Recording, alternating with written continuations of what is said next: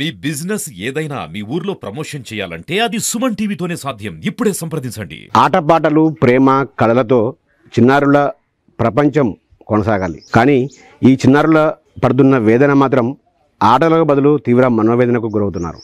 చిన్నతనంలోనే ఆత్మహత్య చేసుకున్న తండ్రి, అనారోగ్యంతో తల్లి సైతం మరణించడంతో దిక్కులేని వాళ్ళుగా మారిపోయారు.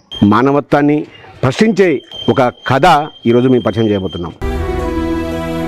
అమ్మ మంచిగా చూసుకుండేది, పోయినాక ఏం లేదు.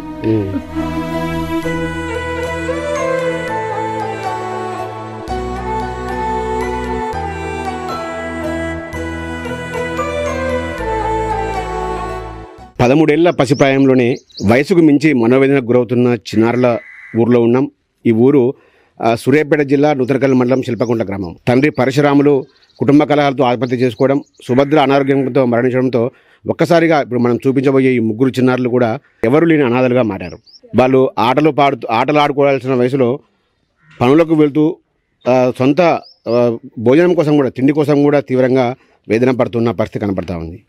ఇంత వయసులోనే ఎవరికి రాని కష్టం వీళ్ళకు రావడం పట్ల అందరూ కూడా సహాయం చేస్తున్నారు. వాళ్ళ బంధువులంతా సహాయం చేస్తున్నారు కూడా, వాళ్ళకు కూడా వాళ్ళ కుటుంబ పరిస్థితులు కూడా వాళ్ళని ముందుకు తీసుకెళ్లేలా కనిపించట్లేదు. సో వీళ్ళకు ఆపన్నాస్తం ఎవరైతే సమాజంలో ఎంతోమంది మనసున్న మహారాజులు ఉన్నారో వాళ్ళందరూ కూడా తలో చెయ్యి వేసుకొని వీళ్ళకు అండగా నిలబడాల్సిన అవసరం అయితే ఎంతైనా ఉంది. సో ప్రస్తుతం ఈ చిన్నారులతో మాట్లాడదాం. చెప్పు నాన్న, ఏం చదువుతున్నావు నువ్వు? నేను ఎయిత్ క్లాసు. ఎట్లా చనిపోయారు అమ్మ నాన్న? అసలు అమ్మ నాన్న విరుగు పెట్టుకుని చనిపోయిండు. మమ్మీ జ్వరం వచ్చి కామెలో చచ్చిపోయినా. ఎన్ని రోజులైంది అమ్మ చనిపోయి? ఎన్ని రోజులైంది? ఇప్పుడు 9. ఇప్పటికి 9 రోజులేనా? 9 రోజులు. అంతే. ఏమనిపిస్తుంది? అమ్మ లేదు, నాన్న లేడు, ఏమనిపిస్తుంది మీకు?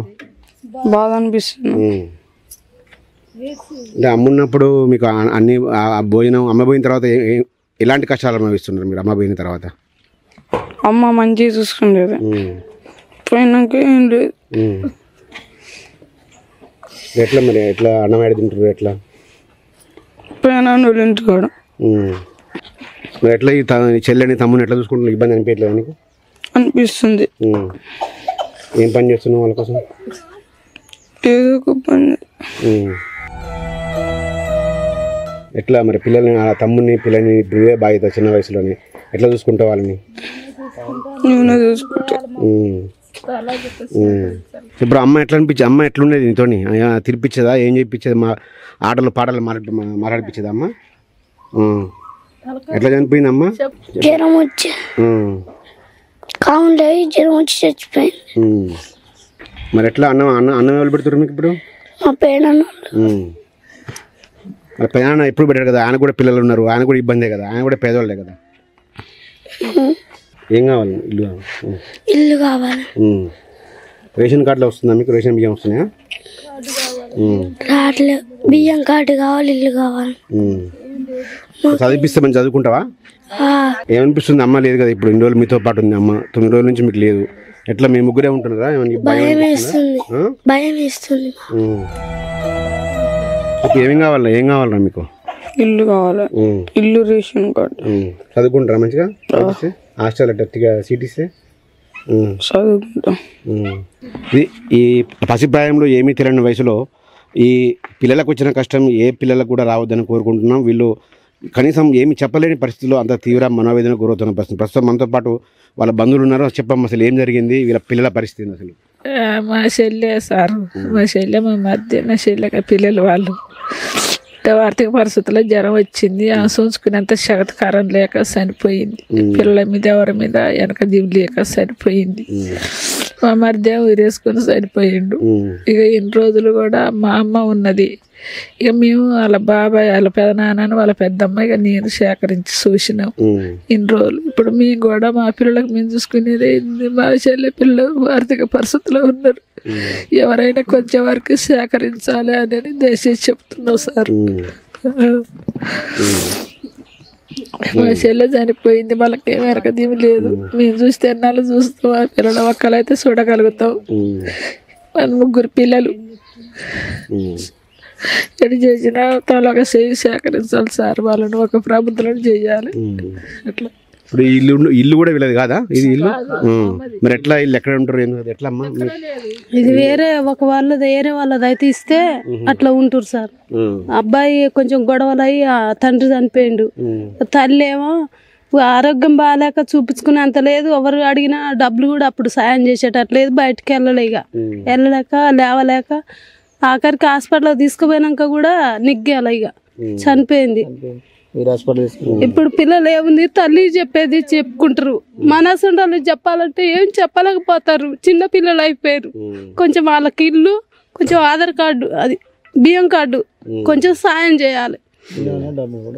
కొన్ని డబ్బులు సాయం చేయండి. ఆడపిల్ల కాబట్టి మగపిల్లలు అంటే ఎట్లనైనా తిరుగుతారు, ఎక్కడైనా బతకగలుగుతారు. ఆడపిల్ల ఒక ఇంటికి ఇచ్చేది. కొంచెం సాయం చేస్తే డబ్బులు కూడా ఆ అమ్మాయి పేరు మీద వేస్తాం. భూమి కానీ ఏం లేదు సార్, అంతా అనారు. తమ్ముడు చిన్నప్పుడే చనిపోయాడు. మళ్ళీ మళ్ళీ ఏం లేదు. నా బిడ్డ బాగా చూసారా,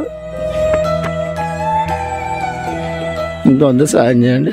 ఇది ఇక్కడ బంధువులు ఇప్పటివరకు అయితే తల్లి చనిపోయి 9 రోజులు అవుతుంది. బంధువులు వీళ్ళ ఆలన పాలన చూస్తారు కానీ వాళ్ళ ఆర్థిక పరిస్థితి కూడా అంతంత మాత్రమే. సో వాళ్ళకు కూడా వాళ్ళకు ఆర్థిక స్థాయికి మించి కూడా వాళ్ళ బరువు మేయడం వాళ్ళకు కూడా ఇబ్బంది అవుతుంది. సో సమాజంలో మనసున్న మహారాజులు ఏమైనా ఎన్జిఓలు ముందుకు వచ్చి పిల్లలకు అండగా నిలబడాలని వాళ్ళంతా కూడా కన్నీళ్లతో వేడుకుంటున్న పరిస్థితి కనబడతా ఉంది. ఇక్కడ ఈ దృశ్యాలు చూస్తుంటే కనుక ఖచ్చితంగా ఒక మనసున్న వారిని ఎవరైనా కూడా కంటతడి పెట్టించే ఒక దుర్భరమైన జీవితం మాత్రం ఈ చిన్నారులు గడుపుతూ ఉన్నారు. వాళ్ళకు కేవలం ఇల్లు కూడా లేని పరిస్థితికి ప్రస్తుతం మనం చూడొచ్చు. కేవలం ఒక ఎవరిదో ఈ ఊర్లో ఎవరిదో ఖాళీ ప్లేస్ ఉంది. ఆ ఖాళీ ప్లేస్లో 4 రేకులు అడ్డు పెట్టుకొని ఈ 3 పిల్లలు కూడా చిన్నారులు కూడా బిక్కుమంటూ కూడా ఈ ఇంట్లోనే వాళ్ళు జీవిస్తున్న పరిస్థితి కనబడతా ఉంది. సో ఖచ్చితంగా ఎవరైనా కూడా వీళ్ళకి అందంగా నిలబడాల్సిన అవసరం ఉంది. ప్రభుత్వం ఏదైతే ఇస్తుందో డబుల్ బెడ్రూమ్లు కావచ్చు, కాదు రేషన్ కార్డు కావచ్చు, వీళ్ళకి రేషన్ కార్డు కూడా లేదు, కేవలం ఇల్లు కూడా లేదు. సో ప్రభుత్వం జిల్లా కలెక్టర్ కానీ ఇంకా